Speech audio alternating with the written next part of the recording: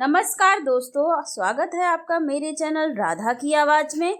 आज की कहानी का नाम है समझदारी। सासू माँ, जिनका नाम सुनीता था, ने अपनी बहू निधि को टोकते हुए कहा, बहू तुमने कमरे में एसी चलती छोड़ दी और बाहर घूमने चली गई। क्या तुम्हें पता नहीं कि इससे बिजली का बिल बढ़ेगा? तुम लोगों को बिल भरना पड़ता तब पता चलता। अभी तो ससुर जी भरते हैं, इसलिए तुम क्यों चिंता करोगी? निधि ने चुपचाप जाकर एसी बंद कर दिया।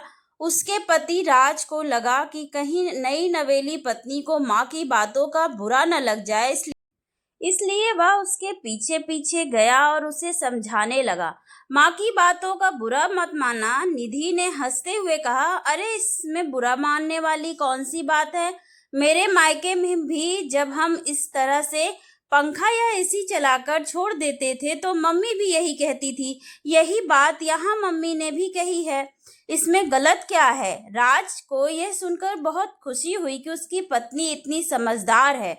उधर सुनीता, जो कमरे के बाहर खड़ी थी, वह भी उसकी बातें सुन रही थी। उसे भी तसल्ली हुई कि उनकी बहू बातों को सही ढंग से समझती है और बुरा नहीं मानती। फिर एक दिन सुनीता फोन पर बातें करने में इतनी मशगूल हो गई थी कि उनका खाना ठंडा हो रहा था। निधि ने देखा तो चुपचाप उनके हाथ से फोन ले लिया और कहा, मम्मी पहले खाना खा लीजिए और दवाइयाँ ले लीजिए, फिर आराम से बात करिएगा। सुनीता को यह बात नागवार लगी। उन्होंने तीखी नजरों से निधि को घूरते हुए कहा, बहू तुम बहू हो, बहू बनकर रहो, मेरी सास बनने की कोशिश मत करना। हिम्मत कैसे हुई तुम्हारी मेरे हाथ से मोबाइल लेने की? आगे से ऐसी गलती मत करना।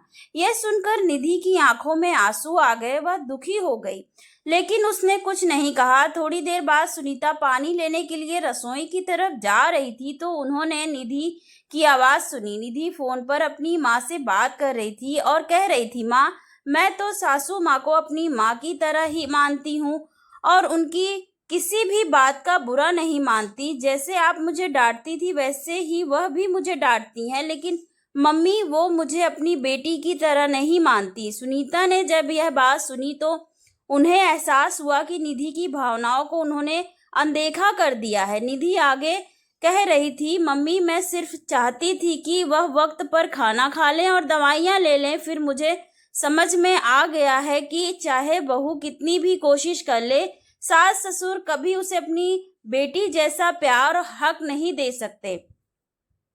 सुनीता के दिल में यह बात गहरे तक चुभ गई। उन्होंने महसूस किया कि उन्होंने अपनी बहू के साथ अन्याय किया है। वह तुरंत अपनी बहू के पास गई और उसे गले से लगा लिया। उन्होंने कहा, बेटा, आज से तू ही मेरी दवाइयाँ टाइम पर दिया करेगी और अगर मैं देर करूँ तो मुझे अपनी मम्मी की तरह डांट लगाकर दवाइयाँ खिला देना। अब तुम इस घर की बहू नहीं बल्कि इस घर की असली जिम्मेदार भी हो। इस घर को संभालना और संवारना अब तुम्हारे हाथ में है। मैं हर कदम पर तुम्हारे साथ हूँ। इस तरह सुनीता ने अपनी गलती को स्वीकारते हुए रिश्तों को बिखेरने से बचा लिया। उन्होंने समझ लिया कि रिश्ते दोनों तरफ से चलते हैं। अगर रिश्ते को निभाना है तो दोनों तरफ से समझदारी और सम्मान होना चाहिए, और इस तरह एक परिवार टूटने से बच गया। सुनीता और निधि के बीच नया मजबूत और प्यार भरा रिश्ता पनप गया, जिसमें दोनों ने एक दूसरे की भावनाओं का सम्मान किया और मिलकर घर को एक खुशहाल जगह बना दिया। धन्यवाद दोस्तों। ये छोटी सी स्टोरी पसंद आई हो तो please like and subscribe. Thank you so much for watching.